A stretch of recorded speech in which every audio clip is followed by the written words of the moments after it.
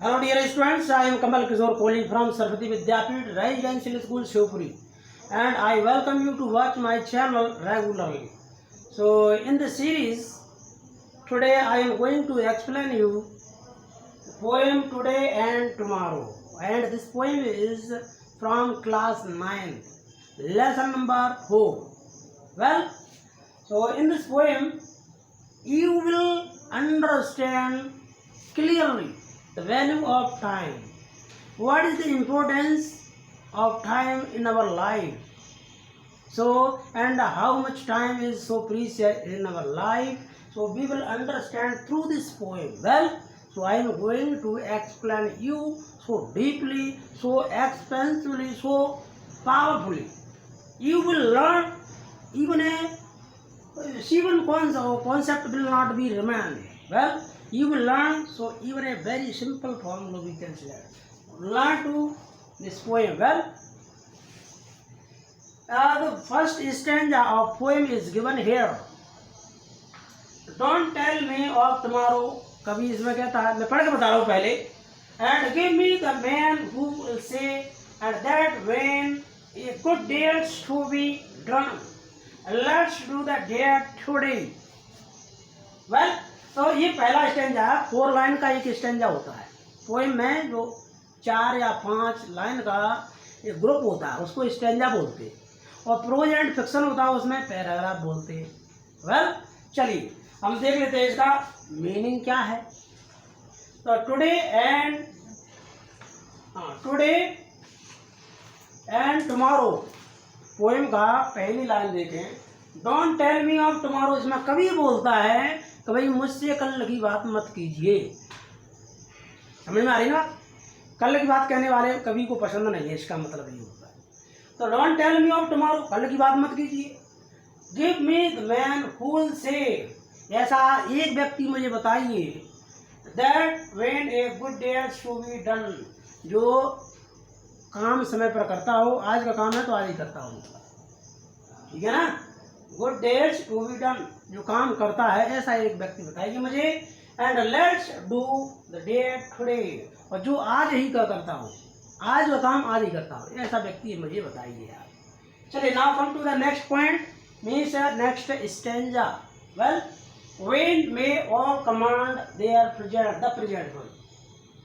If we act and never wait, what repentance is the phantom of a past that comes too late. आप इसका meaning समझिए.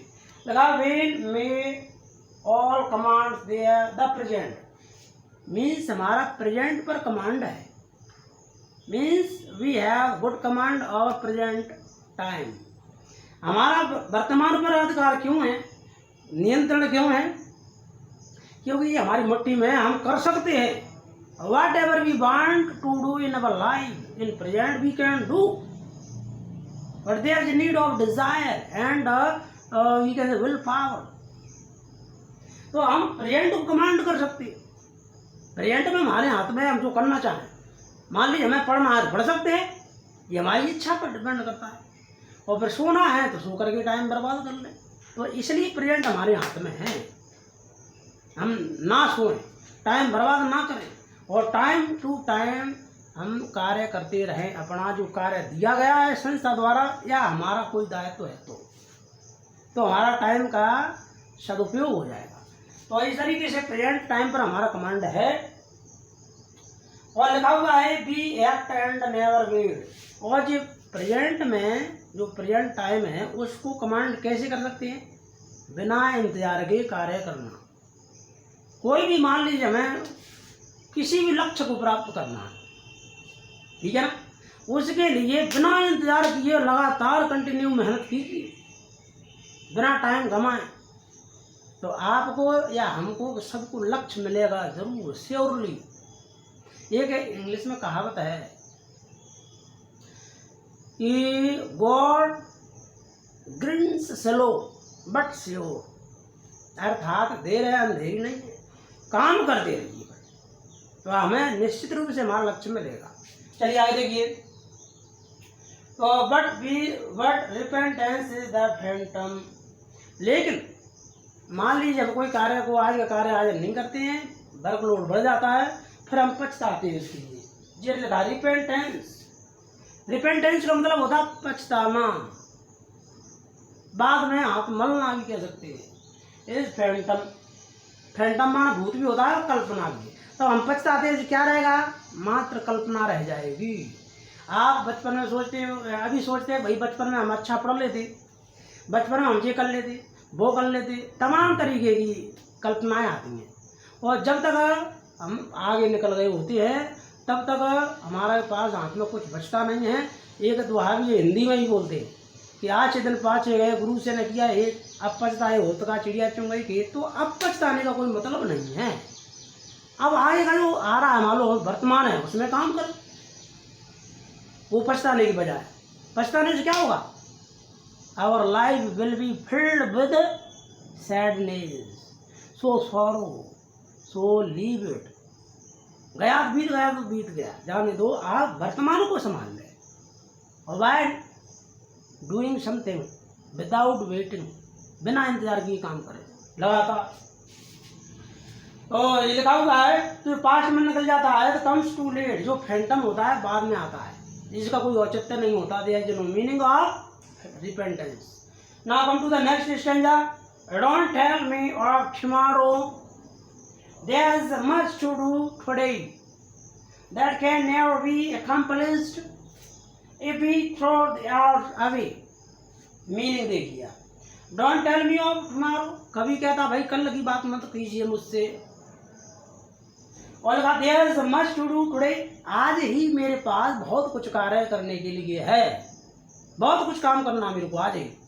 तो कल के लिए क्यों टाला? फिर तब आज ही करना, बहुत सारा काम है।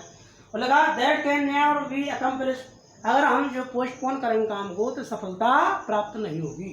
ये अकम्प्लिश माना होता है सफलता प्राप्त करना या पूरा करना, तो फिर पूरा नहीं हो पाएगा काम। तो हम आज का काम आज ही करें। Never try to put off your work till tomorrow, कल के लिए नहीं टाले, डिले नहीं करें, पोस्टपोन नहीं करें, ठीक है ना। If we throw the hours away, अगर हम जी लिखा है थ्रो माना फेंकना, अगर इफ माने अगर, बी माने हम, थ्रो माना फेंकना, आस अवे माने नष्ट करना। यानी कि समय को नष्ट करेंगे हम तो हमें जीवन में सफलता नहीं मिलेगी। We can not imagine of accomplishment और success if you throw hours, if you waste your golden period and a golden opportunity which was offered by God, it will never come again in your life. If you waste this golden period, so nice period, well, so try to understand there is a great meaning of this poem. It is a so simple and simple poem you can, and little poem, but there is a great and a large meaning of this poem. If you try to understand, they are saying in the society, if you respect the time, time will respect you, means us. समय का कदर करेंगे, समय हमारी कदर करेगा। और भी कहावत है, time and tides wait for none, समय निकल जाता है, या फिर कहेंगे समय और समुद्र की लहरें कभी इंतजार नहीं करती। इसलिए never waste time, this is golden period, this is the precious time for you to make your career. You can build your career by using this present time, mostly using this time in gaining education, because the education is the base of our life. It is just like a torch, you can say. In darkness we use torch, where is the way? So knowledge is a supreme power in the world. If you have knowledge, you can do everything, whatever you want. You can accomplish. You can get your target very easily and surely. If you have knowledge. Knowledge, how can we earn knowledge? By using this time, mostly in gaining education. Well, देखिए, next stanza है, every moment has its duty. हर एक पल की एक value होती है, कर्तव्य भी कही यहाँ पर, यहाँ का मतलब है वैल्यू। तो हर एक क्षण की बहुत बड़ी वैल्यू होती है। There is a great importance, there is a great value of even a single moment, you no.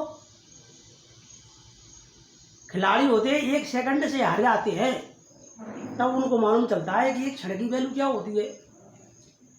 जब कोई जो दौड़ लगाते हैं रेस में 1 सेकंड या 2 सेकंड से स्थान नहीं आता, हार जाता है, तब हमें उस वैल्यू टाइम की वैल्यू का मालूम पता चलता है। So it's time which is very so precious in your life, so never try to waste it, try always to utilize this time mostly in gaining education, so you can do whatever you want in your life. Well, now come to the next slide. Who the future can foretell? अर्थात ऐसा कौन सा व्यक्ति है जो अपने भविष्य के बारे में बता सकता है? Nobody in the world, संसार में ऐसा कोई व्यक्ति नहीं है भविष्य को बता सकता है। अगर आज की वर्तमान की बात करें, अगर कोई भविष्य को बता सकता होता तो शायद इस संसार में जो कोविड-19 की या कोरोना की बीमारी फैलती क्या? बताइए, फैलती क्या? नहीं फैलती। कोई भविष्य बता देता तो आदरणीय नरेंद्र मोदी जी को बताए दे, तो वो पहले से इसका प्रिकॉशन कर लेते, तो सब लोग सुरक्षित बच सकते थे। लेकिन भविष्य के बारे में हम कुछ कह नहीं सकते। This is so definite and surely nobody can change this thing. Well, now come to the next point. तो कोई व्यक्ति संसार में ऐसा कोई व्यक्ति नहीं है जो भविष्य को बता सकता हो। अगला है then why put off till tomorrow what today can do as well. जिस काम को हम आज कर सकते हैं कल के लिए क्यों टालें भाई? What is the benefit of to till off, ठीक है ना? किसी काम को टालने से क्या लाभ मिल सकता? Nothing. There is nothing any benefit from putting off any work till tomorrow. So always try to do work at right time or correct time. Use this present time mostly in doing in your right word, correct work. So you can do whatever you want. Well, so आपको इस today and tomorrow is so simple and very small poem. But there is a great and a large idea and a large theme of this poem. So this poem teaches us there is a great importance of even a single moment. There is a great value of time. If we waste time, the time will waste you. Time will waste us. So we should respect the time. So the time will respect us. Well, so never wait for a good opportunity, never wait for a good time, because good time comes and never comes, you say. Well, so always try to use your time in good deeds. Meaning देख लीजिए आप, 2000 meaning है इसमें। Tomorrow means कल, यहाँ देखिए today माने आज एंड टुमारो माने कल, आज और कल। तो इसमें देखिए मीनिंग लिखा है डोंट टेल, टेल माने कहना होता है, टुमारो माने कल, और लिखा हुआ है आपके लिए डेट्स मीन्स होता है काम, कोई भी काम होता है। और इसमें ये कौन लिखा है कमांड माना होता है नियंत्रण करना, प्रेजेंट माना वर्तमान। रिपेंटेंस अच्छी मीनिंग है, नोट डाउन कर लीजिए। तो रिपेंटेंस का मतलब होता है पछताना। तो there should not be a moment for you in your life for that you will have to repent. तो देखिए फैंटम माना कल्पना, means imagine, just imagine you say. तो अगला लिखा है नेवर बी अकम्प्लिश माना होता काम पूरा करना। तो हम मान लीजिए पोस्टपोन करते रहेंगे काम को कल के लिए, तो हमें सफलता नहीं मिलेगी, हम काम पूरा नहीं कर पाएंगे। क्यों?